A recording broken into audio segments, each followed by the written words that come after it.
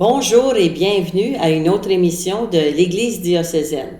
Aujourd'hui, j'ai vraiment le bonheur et le privilège d'être dans les bureaux de Monseigneur Marcel Danfous, qui a bien accepté de nous accueillir aujourd'hui pour faire la revue de l'année. C'est rendu presque une tradition parce que c'est notre 3e revue de l'année. Donc, bonjour Monseigneur.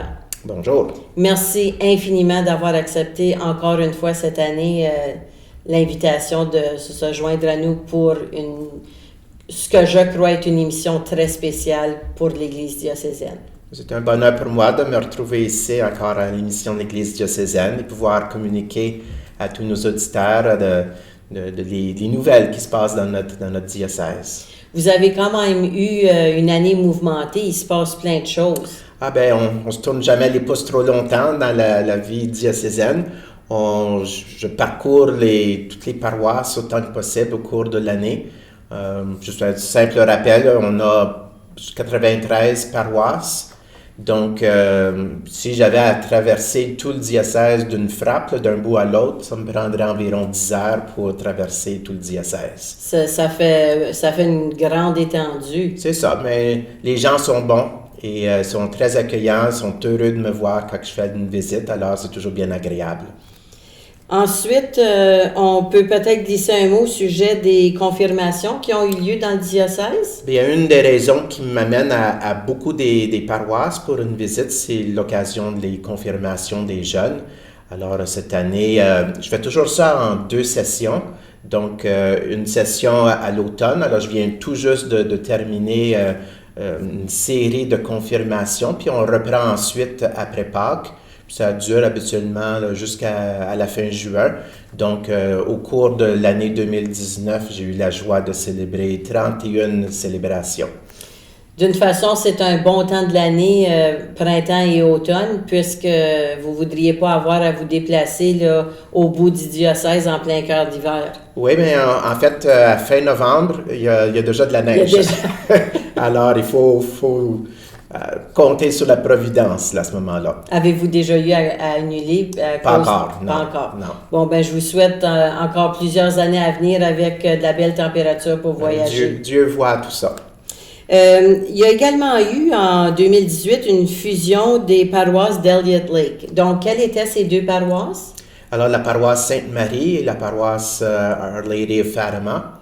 Donc, les 2 communautés françaises et anglaises qui, à cause d'une situation où ni une ni l'autre pouvaient continuer à subvenir financièrement à l'entretien de l'édifice de leur église.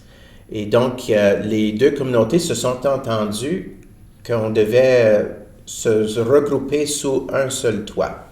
Alors, toute la phase de discernement a été longue. Je leur ai donné une année pour pouvoir regarder d'abord à la structure intégrale des 2 édifices, les coûts que ça prendrait pour apporter toutes les rénovations qu'il faudrait, quels seraient les coûts opérationnels pour les années à suivre et combien de places qu'il nous faut, les salles qu'il nous faut, le stationnement, l'accessibilité pour les handicapés. Alors, on a regardé à toutes les réalités pour faire notre discernement. Alors, le choix est tombé sur de garder l'église Our Lady of Fatima, qui répondait, je crois, plus adéquatement pour les besoins et également pour les coûts qui seraient encourus.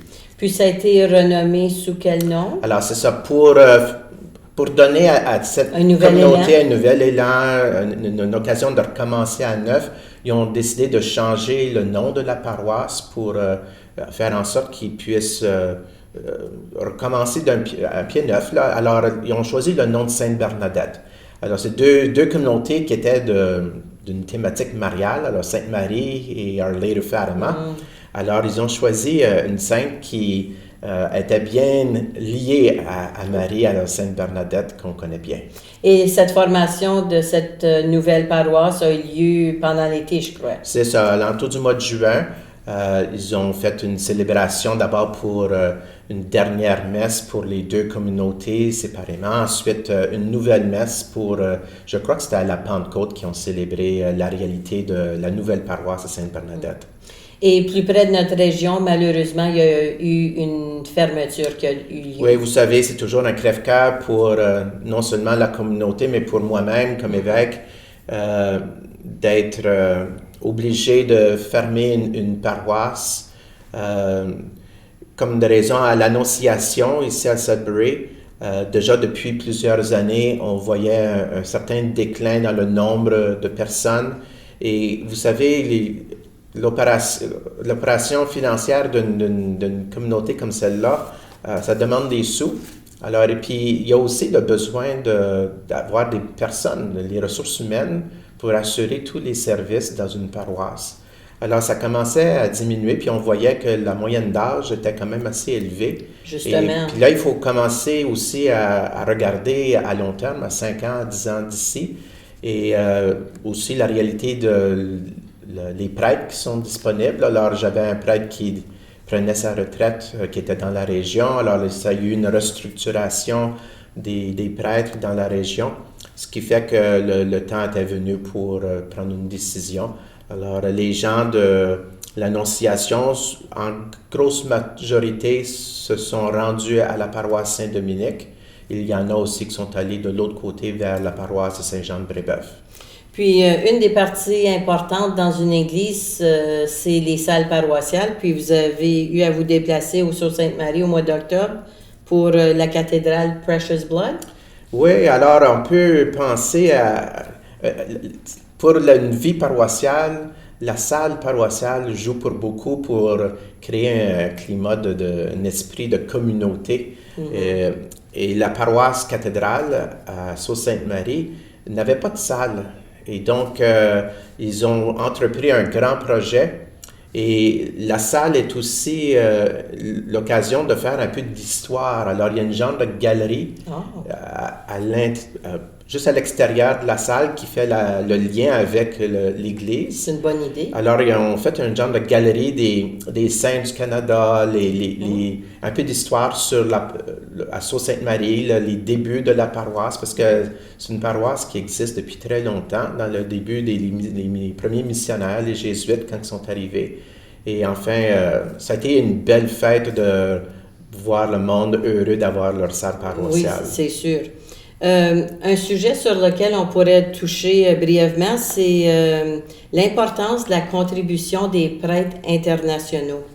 Oui, alors c'est une bénédiction pour moi d'avoir tous ces prêtres. Alors, je sais qu'il y a beaucoup de défis à relever et des fois, ça complique un peu des réalités, à la fois pour les paroissiens, comme pour le prêtre en question. Mais si j'avais pas, c'est une vingtaine de prêtres de l'étranger, s'ils ne seraient pas ici, j'aurais à fermer près de 40 paroisses. Alors, c'est essentiel l'aide qu'ils nous apportent. Et il est important pour nous, comme équipe ici au diocèse, d'assurer une formation pour ces prêtres qui nous arrivent. Parce qu'un changement de culture comme celle-là oblige une certaine formation pour les aider à donner le meilleur d'eux-mêmes et aussi pour aider les communautés à s'adapter et à comprendre qu'il y a une richesse qui nous vient de ces prêtres qui viennent d'une autre culture, d'un autre pays et qui ont toute une histoire d'église qui est la leur, qu'on peut recevoir et qui peut nous enrichir. Donc, c'est une grande contribution, mais en même temps, il doit y avoir des défis. Oui, alors, le défi au niveau de l'administration, il faut qu'ils comprennent tous nos protocoles diocésains sur les façons de faire, parce que c'est très différent de leur pays. Il y a la question de la langue. Alors, des fois, il faut offrir des cours pour réduire l'accent afin d'être plus facile pour les gens de bien comprendre. Il y a aussi d'autres réalités, juste pour aider le prêtre à vivre parmi nous. Alors, l'hiver, c'est une réalité. La nourriture, c'est une autre réalité. Conduire chez nous, surtout l'hiver, il faut les pneus d'hiver. Alors, il y a toutes sortes de choses comme ça. Alors, on est là pour assurer cette formation à leur arrivée et pour leur donner toutes les chances possibles de bien réussir. On a, sur un autre côté de la médaille, des religieuses qui ont été dans la région pendant 115 années. Pourriez-vous nous en parler un peu? Oui, alors les communautés religieuses qui sont parmi nous, on les adore, ils ont fait énormément pour non seulement nos communautés paroissiales, mais pour nos écoles, pour les hôpitaux.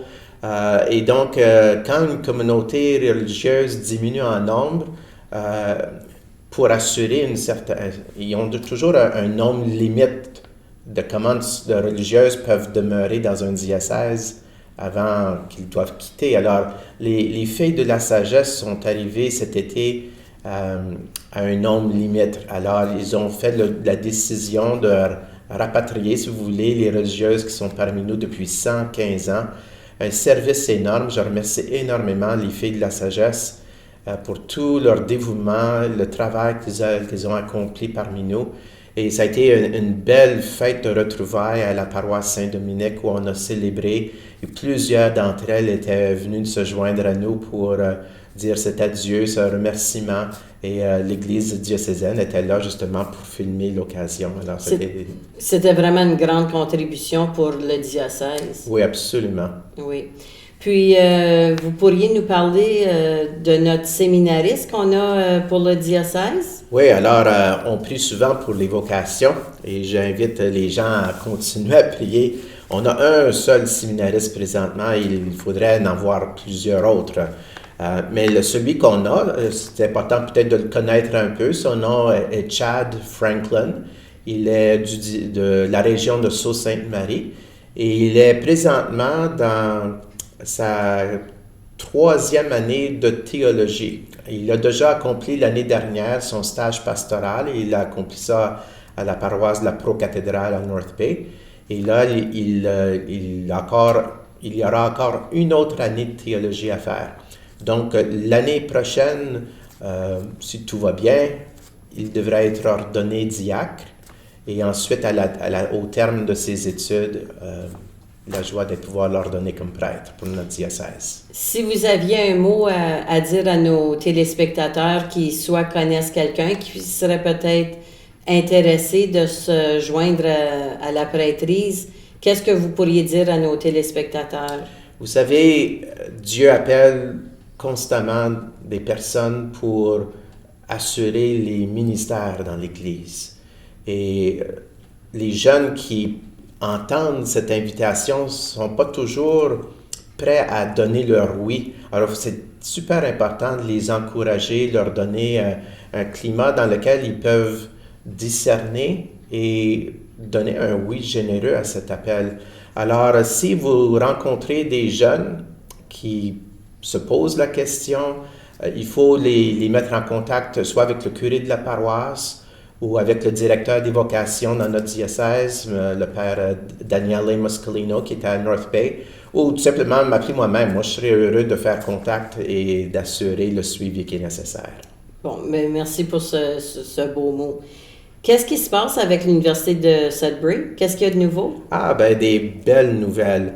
Vous savez, l'Université de Sudbury a commencé il y a déjà très longtemps par la présence des Jésuites parmi nous, avec le Collège Sacré-Cœur. Et depuis 20 ans maintenant, il n'y avait plus de Jésuites à la tête, si vous voulez, comme président de l'Université de Sudbury.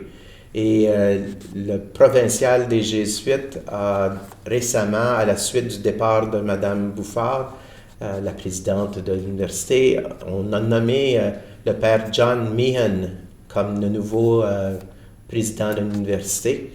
Et c'est une joie d'avoir un jésuite à la tête une fois de plus pour assurer l'identité même de cette université d'allure catholique et selon la tradition ignatienne.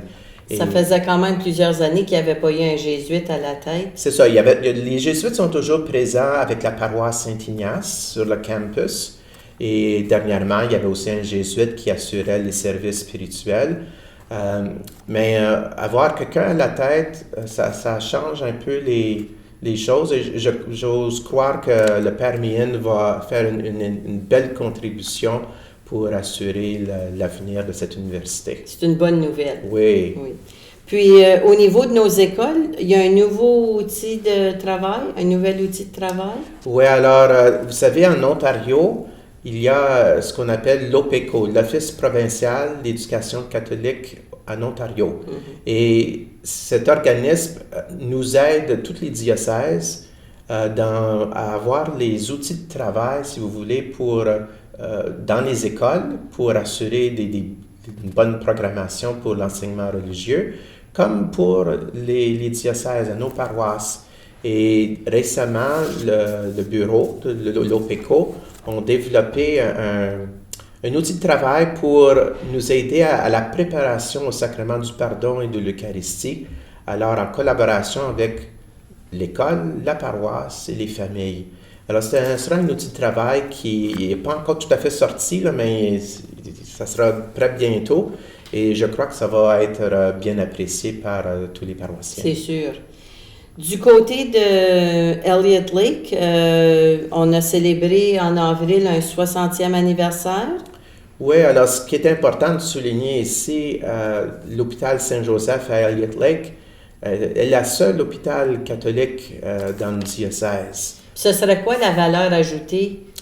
Bien, un hôpital catholique, on offre tous les mêmes services qu'un autre hôpital, mais ce qui est important ici de souligner, c'est que alors les sœurs de Saint-Joseph ont été instrumentales dans l'établissement de cet hôpital et le charisme de ces sœurs-là a influencé beaucoup la façon de travailler dans un hôpital. Alors, avec toutes nos valeurs chrétiennes, et on assure aussi les protocoles, l'éthique, si vous voulez, catholique dans cet hôpital. Alors, il y a des services qu'on n'offre pas, qui est contraire, si vous voulez, à nos valeurs, mais c'est toute la façon de l'approche auprès des patients, comme aussi la collaboration de tous ceux qui travaillent à l'intérieur même de l'hôpital. Maintenant, on se rend à Sturgeon Falls pour parler des filles d'Isabelle. Alors, les filles d'Isabelle ont eu la joie de célébrer cette année leur 75e anniversaire le 18 mai.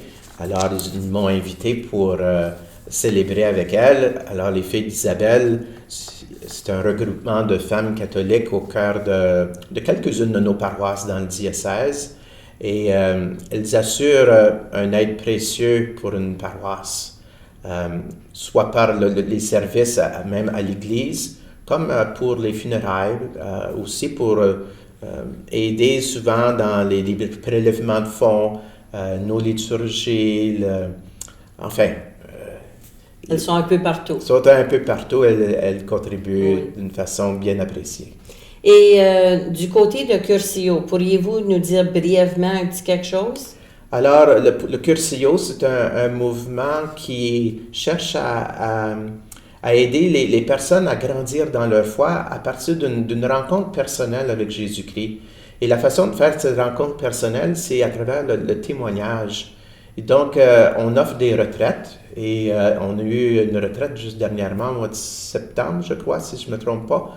Et c'est une belle occasion pour les personnes de grandir dans la foi, d'apprendre à mieux connaître leur Bible, mais c'est surtout par le témoignage des personnes qui ont fait cette rencontre et qui ont vraiment changé leur vie. Et si nos téléspectateurs et téléspectatrices veulent en savoir un peu plus, l'Église diocésaine a quelques émissions qui parlent de Cursillo. Justement. Donc, vous êtes tellement occupé à l'intérieur du diocèse, mais vous avez en plus d'autres responsabilités à l'extérieur du diocèse. Pourriez-vous nous en dire un mot? Oui, alors, j'ai des responsabilités, vous savez, au niveau de la province comme au niveau national. Alors, au niveau de la province, on a toujours des rencontres avec ce qu'on appelle l'Assemblée des évêques catholiques de l'Ontario. Et au sein de cet organisme, je siège moi-même sur l'exécutif comme représentant des évêques francophones. Et on m'a aussi assigné des responsabilités. Par exemple, je suis l'aumônier provincial des Chevaliers-Colons. Je suis l'évêque liaison auprès de l'Association franco-ontarienne des conseillers scolaires catholiques. Et on m'a récemment confié la tâche de représenter les évêques de l'Ontario au sein de la Conférence des évêques catholiques du Canada, alors au Conseil permanent. Alors, les évêques du Canada ont leur conférence et pour assurer la démarche, le déroulement de toutes les choses qu'on a à faire, ils ont, en plus de l'exécutif, un comité un petit peu plus large qui va chercher des représentants de chaque région. Alors, j'ai le bonheur, si vous voulez, d'être sur ce comité pour aider à toutes les décisions qui sont prises. Donc, avez-vous à vous déplacer souvent pour toutes ces réunions-là? Alors, c'est beaucoup de réunions à l'extérieur du diocèse. Alors, des fois, les gens se plaignent que je ne suis pas souvent autour parce que d'abord, le diocèse est très grand. Oui. Mais je suis aussi à l'extérieur du diocèse pour toutes ces rencontres. Alors, mais tous les évêques ont des responsabilités comme celle-là. Vous n'avez pas le temps de trouver le temps long? Ah, pas du tout. Je me tourne pas les pouces. C'est d'arriver à faire le jour. J'aimerais ça pouvoir faire beaucoup plus de planification pour regarder de l'avant, mais souvent, je suis en train de faire mais qu'est-ce que je fais demain? Là? Oui, alors... On pourrait peut-être faire un clin d'œil à votre secrétaire, parce que moi, je la trouve extraordinaire. Je pense qu'elle aide à gérer votre agenda là, absolument. Avec brio. Alors, Diane Albert, elle fait un beau travail. Elle m'aide énormément aussi dans la composition de certains textes et assurer que je sois à l'heure dans tous mes rendez-vous, un calendrier qui doit être bien préparé, faire les contacts, les réservations des vols d'avion, ainsi de suite. Alors, un beau travail, je la remercie énormément. Vous avez aussi une équipe ici au Centre diocésain qui vous porte main forte également. Alors, une équipe comme celle-là est indispensable. Il y a tous les services qu'on peut parler au niveau administratif. Et là, il y a toujours des questions dans les paroisses au niveau des réparations, des constructions, des assurances, des problèmes financiers, les ressources humaines. Alors, il y a toutes sortes de défis de ce côté-là. Alors, j'ai une équipe qui m'aide énormément pour assurer ces services-là. On a aussi tous les services canoniques, les services pastoraux. Je suis bien entouré. Vous savez, on travaille avec un budget quand même limité. Moi, j'aimerais avoir tellement plus de gens pour m'aider, mais chaque personne porte plusieurs chapeaux et donne le meilleur d'eux-mêmes. Et comme mot de la fin, qu'est-ce que vous aimeriez dire à nos téléspectateurs et téléspectatrices en ce temps des fêtes? Bien, d'abord, un petit mot auprès de toute l'équipe de l'Église diocésaine pour leur beau travail qu'ils ont fait tout au long de l'année. Vous savez, c'est beaucoup d'heures de travail, puis il faut un esprit créatif pour aller chercher toutes sortes de sujets et des gens qui puissent répondre à toutes ces différentes expériences et activités qui se passent dans la vie du diocèse. Alors, bravo à Émile Guy et toute l'équipe qui l'entoure. Ça donne un cachet spécial à notre diocèse et j'ai le souhait qu'on puisse au cours de la prochaine année peut-être s'aventurer du côté de Facebook pour avoir une plus grande visibilité. Alors c'est à l'étude présentement, on aura peut-être l'occasion de se retrouver sur Facebook. Puis on peut rappeler également aux gens qui nous regardent aujourd'hui que toutes nos émissions sont disponibles sur YouTube. Bien, ça, c'est un cadeau. Parce que être présent pour toutes les émissions lorsqu'elles passent à la télé, c'est pas toujours possible. Alors, d'avoir accessibilité à toutes ces émissions-là à travers YouTube, c'est un privilège qu'on a ici. Justement. Bien, j'aimerais profiter de l'occasion pour vous remercier d'avoir été des nôtres. Puis, peut-être comme mot de fin, un petit quelque chose là, pour le temps des fêtes. Oui, alors... vous savez, le temps de Noël, c'est un temps de rencontre des familles habituellement. Je sais que c'est pas tout le monde qui a encore la chance d'avoir une famille pour les entourer à la fête de Noël, mais c'est peut-être l'invitation que j'aimerais faire aux gens d'être juste attentifs aux personnes qui les entourent, puis peut-être à leurs voisins, leurs voisines, des gens qui sont peut-être seuls, de tendre la main, leur souhaiter un joyeux Noël, puis peut-être leur souhaiter, s'ils ont des besoins, d'être là pour les aider. Et moi, en tout cas, je souhaite à tous les téléspectateurs un joyeux Noël, une occasion de vraiment vivre le cadeau que Dieu nous fait de son Fils Jésus, qui est venu en notre monde pour nous manifester tout son amour. Alors, un joyeux Noël à tout le monde. Je vous remercie d'avoir été des nôtres, Monseigneur Danfous. Ça me fait plaisir. Donc aujourd'hui, j'accueillais Monseigneur Marcel Danfous, qui est l'évêque de notre diocèse de Sault-Sainte-Marie. Et je vous remercie d'avoir été des nôtres et on se revoit pour une autre émission de l'Église diocésaine. Mais pour cela, ne faut-il pas tant de foi apprendre encore à être vrai, apprendre à se connaître, être avant de paraître, s'aimer soi-même comme on est, garder les pieds sur terre et fuir l'imaginaire des top modèles bien trop parfaits. Tous ensemble, il me semble, on pourrait changer le monde de jour en jour, de cœur en cœur, par des gestes d'amour. Tous ensemble, il me semble, on pourrait changer le monde en changeant tout d'abord son cœur. Mais pour cela, ne faut-il pas tant de fois apprendre encore à faire ton